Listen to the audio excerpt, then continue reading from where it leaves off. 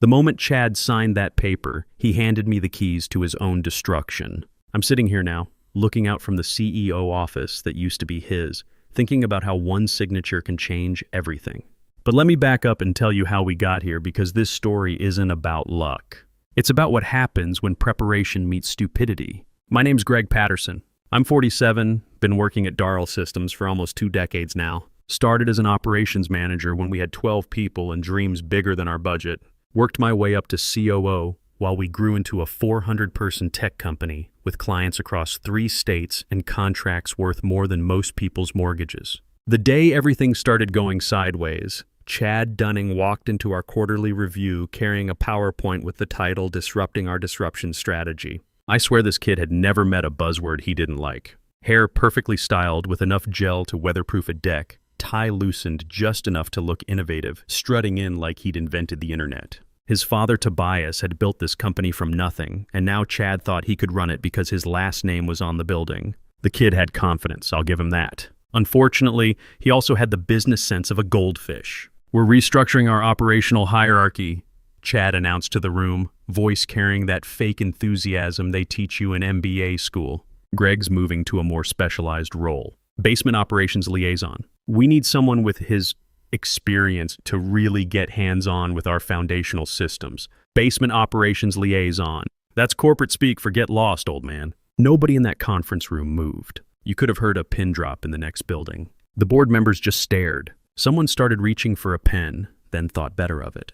Even the office plant looked shocked. I looked around at these people I'd worked with through 3 acquisitions, 2 major system overhauls, and more late-night crisis calls than I care to remember. These weren't just coworkers. They were folks who'd trusted me when I said we could pull off the impossible. And somehow we always did. But here's the thing about guys like me, we don't blow up in meetings. We take notes.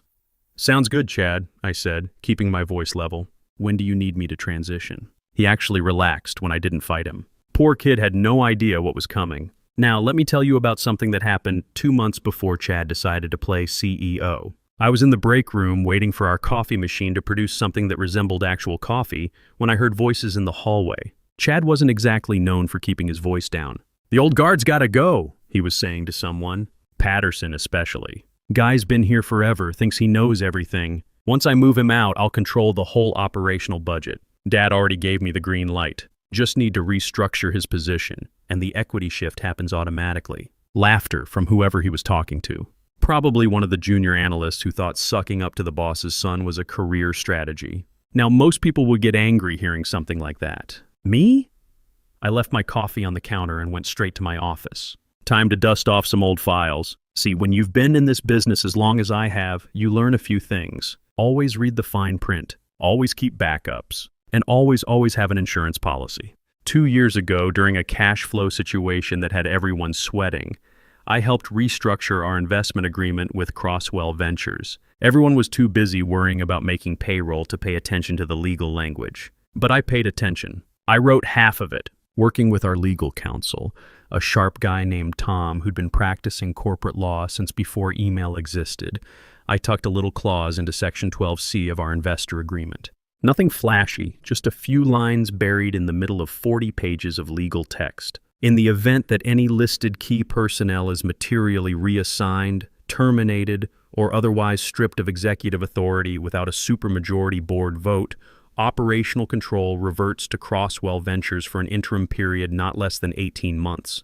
Guess whose name was on that key personnel list? It took 4 rounds of revisions, 6 carefully worded emails, and 1 very expensive dinner to get that clause approved without raising any red flags. But there it was, signed and sealed and waiting. After I overheard Chad's little strategy session, I started documenting everything. Every email where he excluded me from decisions. Every meeting he scheduled without including operations. Every time he made changes to systems I'd spent years building without bothering to understand how they worked. I also made a phone call to Diane Crosswell, senior partner at Crosswell Ventures. We'd worked together during the restructuring, and I respected her approach to business. No nonsense, no games, just results. "Coffee next week?" I asked when she picked up. "About time," she said. "I was wondering when you'd call." We met at a place downtown, away from the office crowd. Diane showed up early, no assistant, drinking black coffee like it was fuel for a machine. "How bad is it?" she asked before I even sat down. Kid's about to trigger Section 12C, I told her.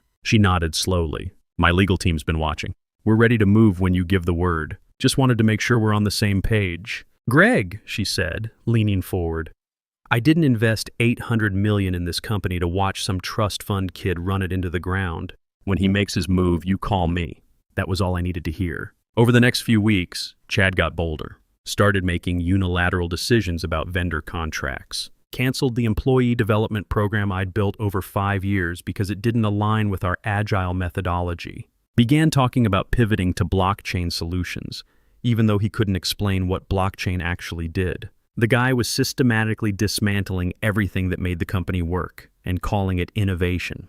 Meanwhile, I kept my head down and did my job, fixed the problems he created, maintained relationships with clients who were starting to ask questions about our new direction, kept the lights on while he played entrepreneur. Every mistake he made, I documented. Every decision that bypassed proper channels, I recorded. Every system he broke while trying to improve it, I fixed and logged the repair. I wasn't building a case for revenge. I was building a case for competence. The morning Chad made it official started like any other Tuesday, except my calendar had been updated overnight. New location for my office, B-level operations space. The basement, in other words. No meeting, no discussion, just a passive-aggressive scheduling change. By 8 a.m., my security badge no longer worked on the executive floor. By 8:15, my email access had been downgraded.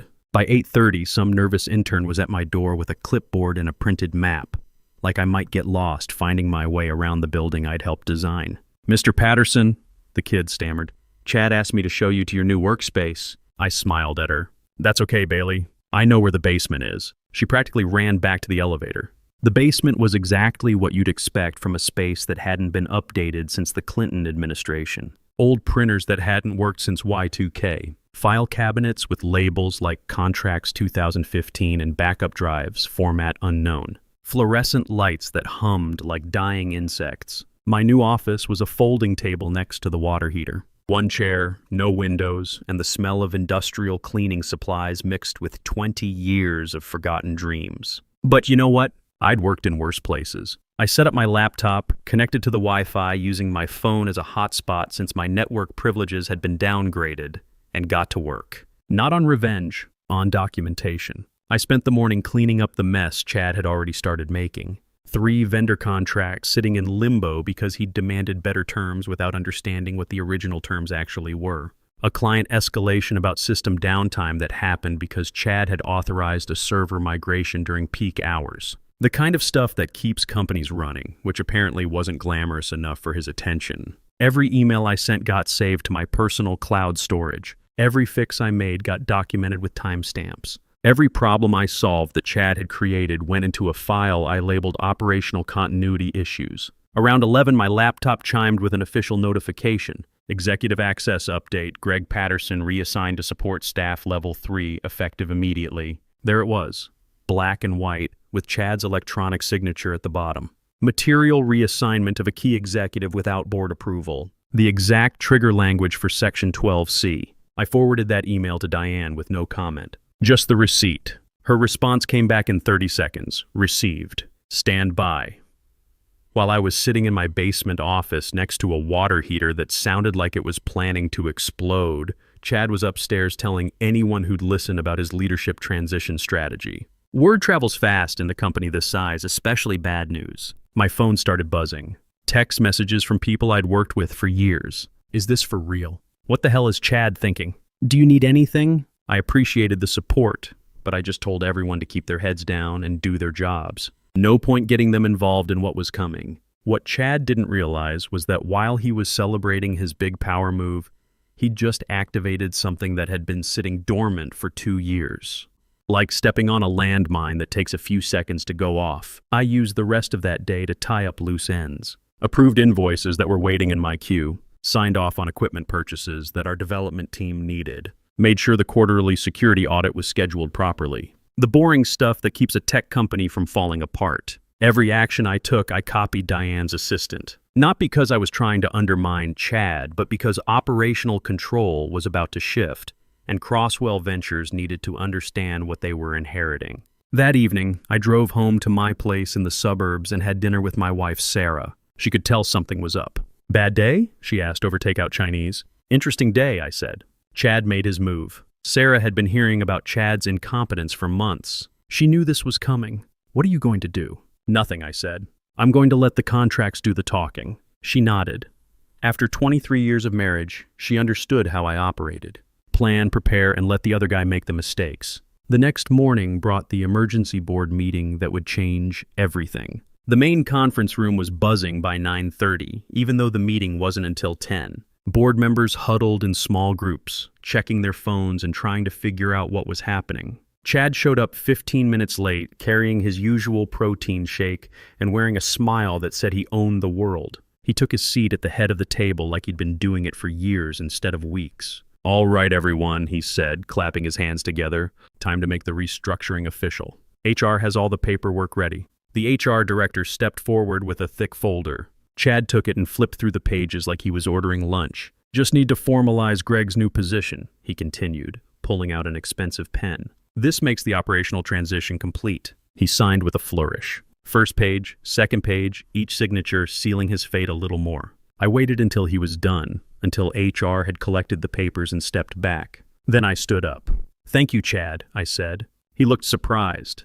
You're welcome. I think this change will be good for everyone. I placed my phone on the table and hit speaker. The dial tone echoed through the room. 3 rings. 4. Then, Crosswell Ventures, Diane speaking. Hi, Diane, it's Greg. Her voice turned businesslike immediately. Is it official? Just signed and witnessed. Control event triggered at 9:57 a.m. Eastern. Understood, legal is moving now. I ended the call. The room had gone completely silent. You could have heard a mouse sneeze. What was that about? Chad asked, but his voice had lost some of its confidence. I sat back down and folded my hands. You just triggered a change of control clause in our investor agreement. Section 12C, the one that gives Crosswell Ventures operational authority when key personnel get demoted without proper board approval. Chad's face went from confused to worried in about 3 seconds. What clause? Nobody told me about any clause. It's been in the agreement for 2 years, I said calmly. You remember the Crosswell agreement, right?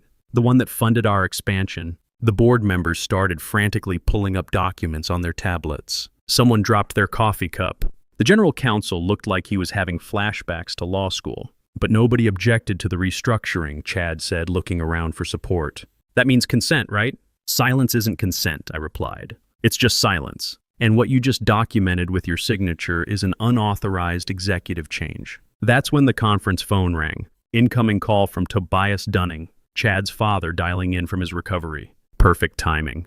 Put him through, said the general counsel. Is everyone there? Tobias's voice came through the speaker, scratchy but clear. Yes, sir, I said. Greg, you're on this call? I am. I understand my son made some organizational changes. That's correct. Signed and executed this morning. Long pause, then, show me what he signed. The general counsel held up the papers to the camera. Another pause, longer this time. He signed what? Tobias's voice had gotten very quiet. The restructuring authorization, Chad said quickly. Just like we discussed, Dad. Remember the operational efficiency plan? Son, Tobias said. And I could hear 25 years of building a company in his voice. Do you have any idea what you just did? Chad opened his mouth, but nothing came out. This clause was put in place during our 2023 refinancing, the general counsel said carefully. You approved the language personally, Mr. Dunning. Because it was supposed to protect us from hostile takeovers, Tobias said. Not for my own son making unauthorized personnel decisions. The silence that followed was the kind that changes things permanently. Effective immediately, Tobias continued.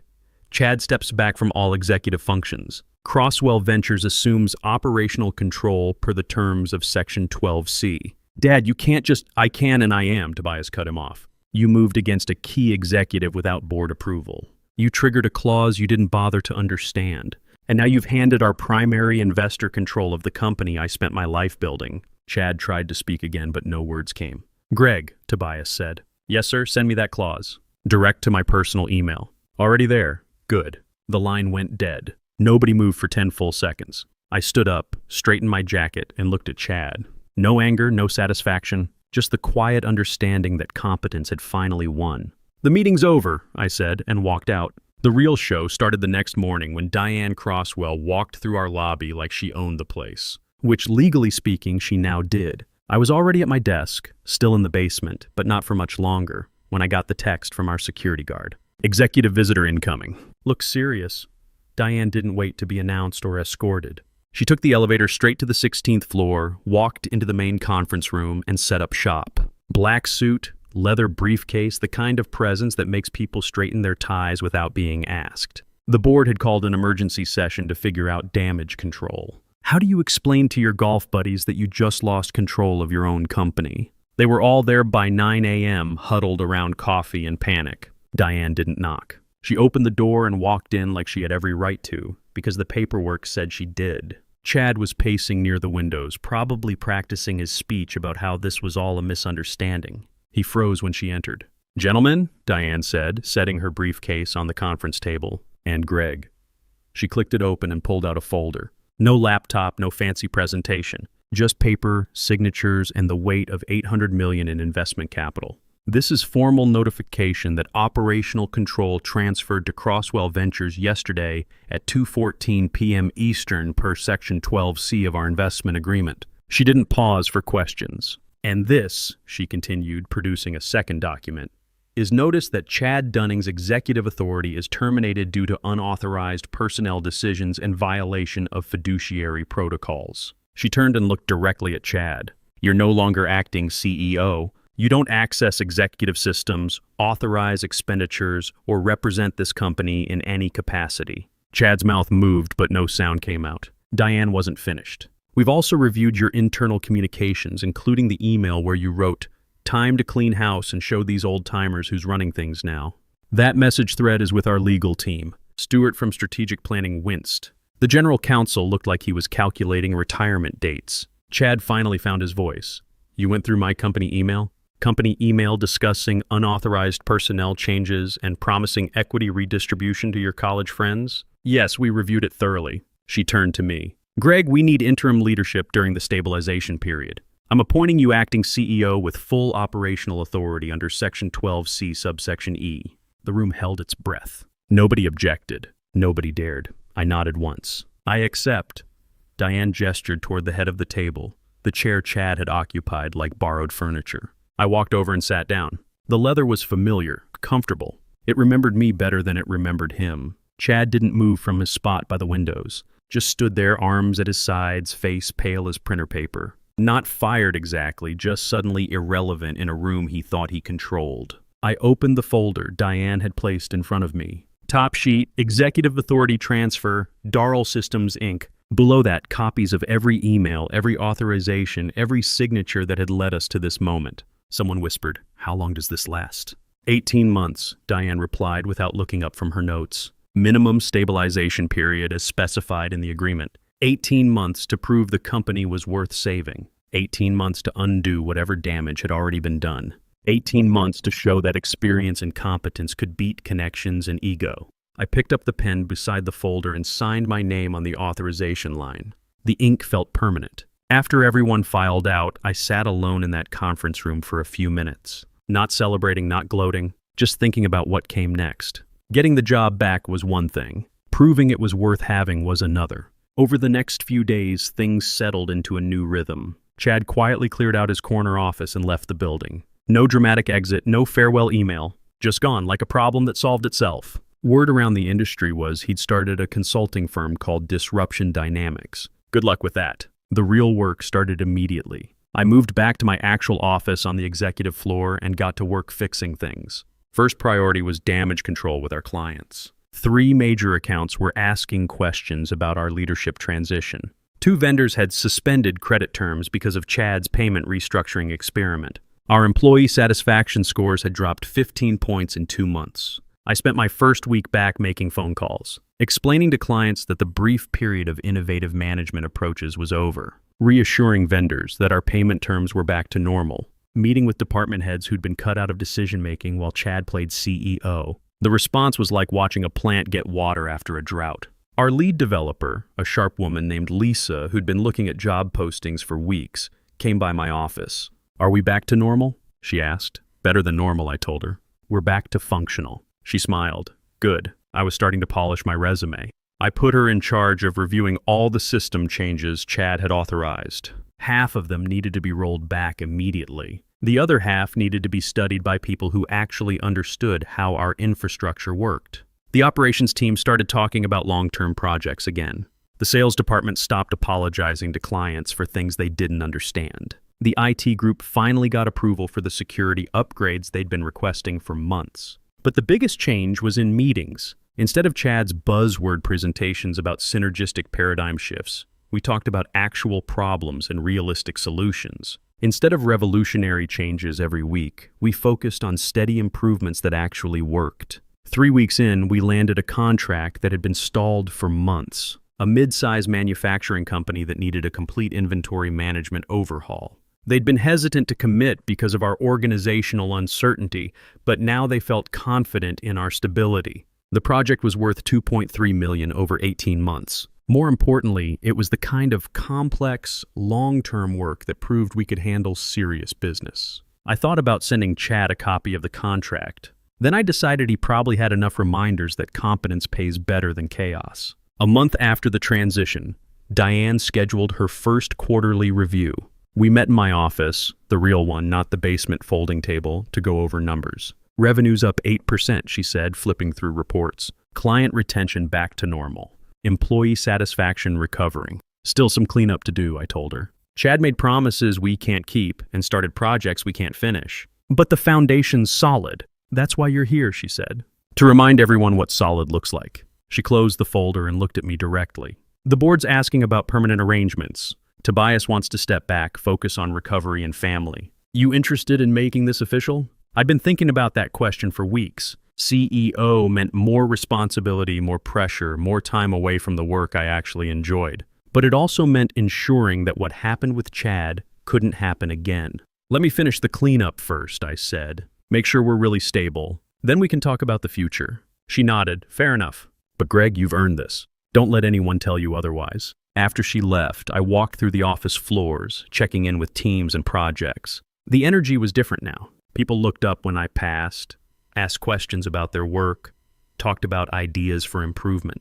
This was what I'd been protecting for 20 years. Not just jobs or profits, but the idea that good work mattered. 6 months later, we had our first all-hands meeting since the transition. 400 people packed into the main auditorium, and for the first time in years, nobody looked like they were planning their escape route. I stood at the podium looking out at faces I'd known for decades. Some had been here since the early days when we celebrated landing a $50,000 contract. Others were newer, hired during our growth years when we thought the good times would never end. All of them had lived through Chad's brief reign of confusion and come out the other side. I want to talk about what we've accomplished, I began, clicking to the first slide. Not because I love presentations, but because numbers don't lie. Revenue up 18% over 6 months. Client retention at 94%, highest in company history. Employee satisfaction back above industry average. Applause, but not the polite kind you get at corporate events. Real appreciation from people who'd watched their workplace nearly get destroyed by incompetence.